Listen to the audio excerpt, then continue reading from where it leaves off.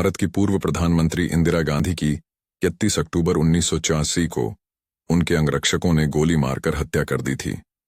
इस हत्याकांड के बाद से देश सन्न हो गया था। इंदिरा गांधी की हत्या से पहले और उसके बाद देश में बहुत कुछ घटा। उनको गोली मारने वाले सतवंत सिंह और बेअंत सिंह पर भी जवाबी फायरिंग की गई थी, जिसमें से बेअंत सिंह की मौत वहीं हो गई थी, जबकि सतवंत सिंह को इलाज के बाद बचा लिया गया था। इंदिरा गांधी को अपनी मौत का अंदाजा शायद पहले ही हो गया था, क्योंकि हत्या से एक दिन पहले यानी 30 अक्टूबर के दिन उन्होंने भुवनेश्वर में एक जनसभा को संबोधित करते हुए कहा था, आज मैं जिंदा हूं, शायद कल न रहूं। मुझे इस बात की परवाह नहीं है। मैंने एक लंबी जिंदगी जी है। मुझे इस बात का गर्व है कि मैंने अपनी जिंदगी लोगों की सेवा करते हुए बिताई है। मैं अपनी आखिरी सांसद तक लोगों की सेवा करती रहूंगी और मेरे खून का एक एक कतरा भारत को मजबूत करेगा। इसके कुछ घंटे बाद खबर आती है कि इंदिरा गांधी की हत्या कर दी गई।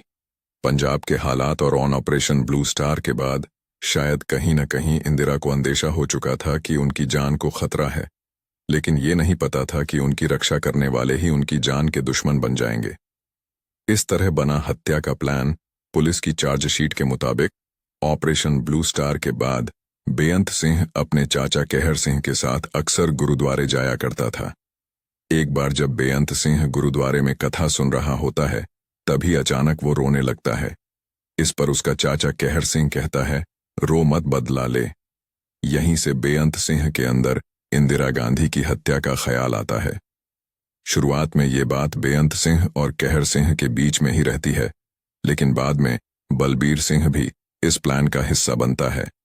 इसके बाद सितंबर के महीने में एक ऐसी घटना घटती है जिसके इस प्लानिंग को मजबूती मिलती है। दरअसल पीएम आवास में तैनात बलबीर सिंह को एक बाज दिखता है। उसने जैसे ही बाज को देखा तो तुरंत बेअंत सिंह को बुलाया और बाज की तरफ इशारा किया। इसके बाद दोनों में तय हुआ कि ये बाज संदेश लेकर आया है और ऑन ऑपरेशन ब्लू स्टार का बदला लेना होगा। बता दें कि बाज का रिश्ता सिखों के 10वें गुरु गोविंद सिंह से है। 31 अक्टूबर की सुबह जब इंदिरा गांधी बाहर निकली तो बेअंत और सतवंत को हाथ जोड़ते हुए इंदिरा ने कहा, नमस्ते। बेअंत सिंह ने अचानक अपने दाईं तरफ से .38 बोर की सरकारी रिवॉल्वर निकाली। इंदिरा गांधी पर एक गोली दाग दी। आसपास के लोग भौचक्के रह गए। सेकंड के अंतर में बेअंत सिंह ने 2 और गोलियां इंदिरा के पेट में उतार दीं। 3 गोलियों ने इंदिरा गांधी को जमीन पर झुका दिया। उनके मुंह से एक ही बात निकली, ये क्या कर रहे हो? बेअंत ने क्या जवाब दिया ये शायद किसी को नहीं पता। तभी संतरी बूथ पर खड़े सतवंत की स्टेन गन भी इंदिरा गांधी की तरफ घूम गई। जमीन पर नीचे गिरती हुई इंदिरा गांधी पर कांस्टेबल सतवंत सिंह ने एक के बाद एक गोलियां दागनी शुरू कर दी। लगभग हर सेकंड के साथ एक गोली। 1 मिनट से कम वक्त में सतवंत ने स्टेनगन की पूरी मैगजीन इंदिरा गांधी पर खाली कर दी। स्टेनगन की 30 गोलियों ने इंदिरा के शरीर को भूनकर रख दिया। पोस्टमार्टम करने वाले डॉक्टर टेडी डोगरा कहते हैं कि उस वक्त दोपहर के 2:10 हुए थे।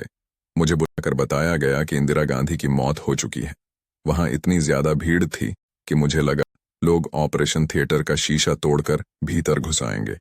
उनके शरीर पर गोलियों के 30 निशान थे और कुल 21 गोलियां इंदिरा के शरीर से निकाली गईं।